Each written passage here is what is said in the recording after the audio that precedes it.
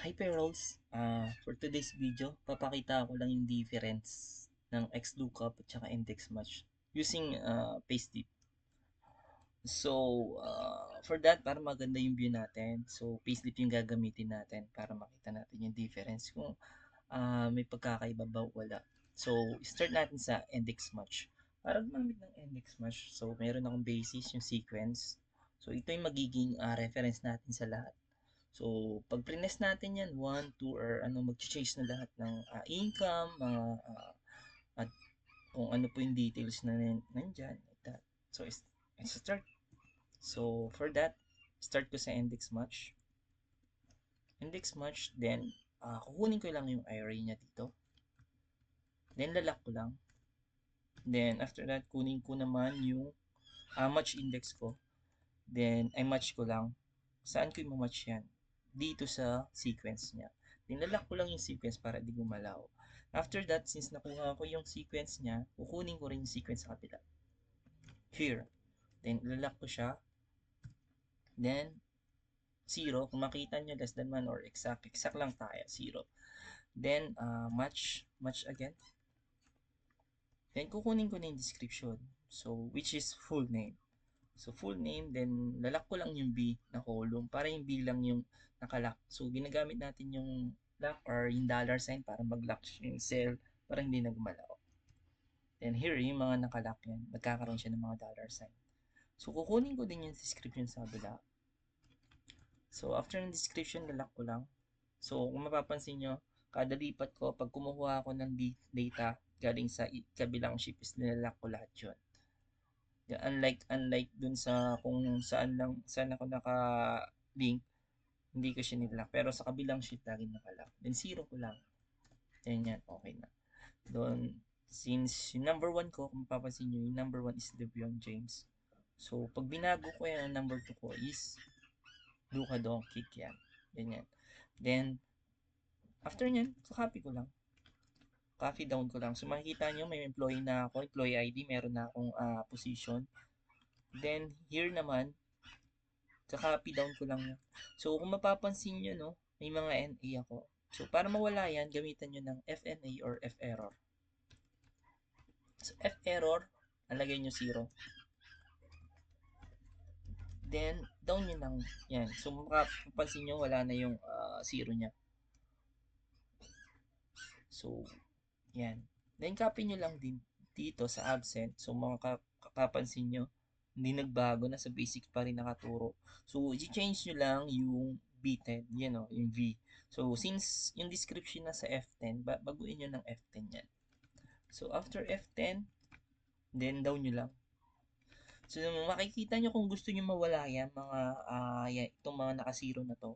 Ang gamitin nyo, pwede nyo gamitin is null. Para pag may nakita siyang pag nakita niya na wala sa description, inanal niya yan. So, naka-blank. So, mapapansin niyo may formula pero nakalal pa rin. Naka-blank lang siya. So, same lang dito yun sa deduction sa mga loans. So, papalitan nyo lang ulit yung I. Yung F10, gawin yung I lang. Then, down nyo lang. After that, kung mapapansin nyo, yan. Pag change natin ito, nagbabago din yung income niya. Nagbabago yung income niya. Right? So, let's say si 3, si Sampras. Nel Sampras, pag lagyan ko ng absent, kasi mapapansin nyo walang absent, right? So, lagyan ko absent ng 65 hours. So, ito na yung 65 hours, 5,000 like that. So, yan.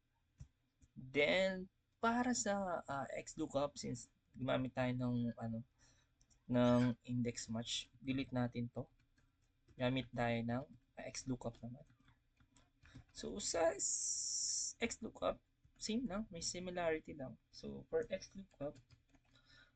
XLOOKUP, then ito, kukunin natin agad yung sequence number. Yan yung basis natin. So, yung lookup value, kukunin agad natin. Lock natin. Then, yun nga. Pag kinuha mo yung sequence value, kukunin mo rin yung sequence value sa kabila. Parang minamatch mo lang din siya, right? So, halos magkaparehas lang. Then, lalak ko lang to. Then, after that, XLOOKUP ulit ako. Then, kukunin ko naman yung description. Yung full name is description niya. Then, lalak ko lang yung B column niya para hindi gumalaw yung B. Then, after nyan, kukunin ko yung description din. After ng description, lalak ko lang to. Then kukunin ko na yung array niya. Nasa dulo yung array. Yun yung pagkaiba ng XLOOKUP sa index match. Kung yung array niya is index match is nasa harap, ito nasa dulo. Then lock ko lang yung 0. Then okay na. Right? So ito na siya. So copy paste ko lang. So copy paste ko lang ganito din. So same lang kung mapapansin nyo, same lang nangyari kanina. So may mga value siya. Sa kabila may NA, right? So palitan nyo lang to ng ferror or FNA. So, ito which kahit saan yan pwede mong gamitin. So, yun nga sabi ko, nanal nyo na lang. Better sa null para pag may nakita siyang walang description, nakanal lang siya.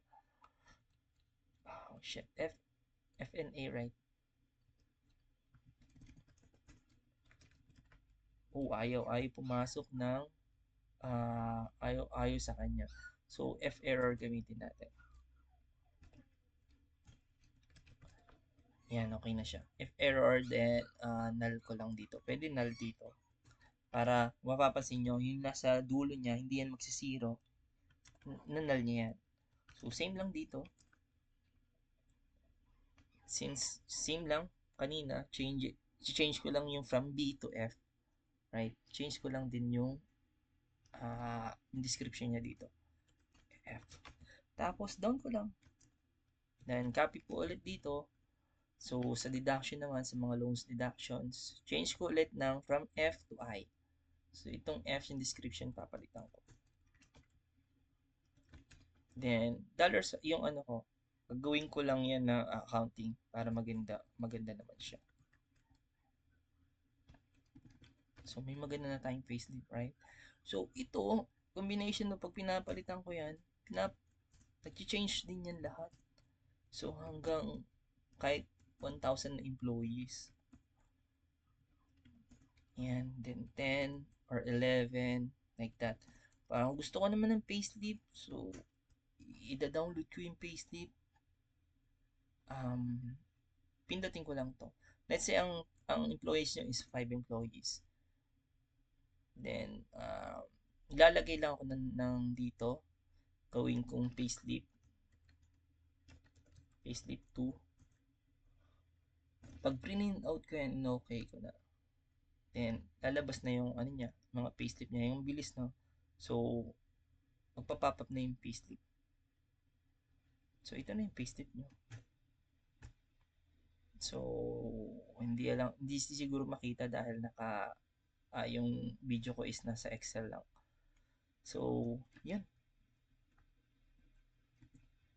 After that, yan, okay na siya. So, yan yung pagkakaiba lang ng XLOOKUP at index match. Siguro na yung index match is yung array niya is nasa unahan, tapos yung XLOOKUP is nasa dulo. Yun, hope may natutunan kayo. Thank you. Thank you, Pero.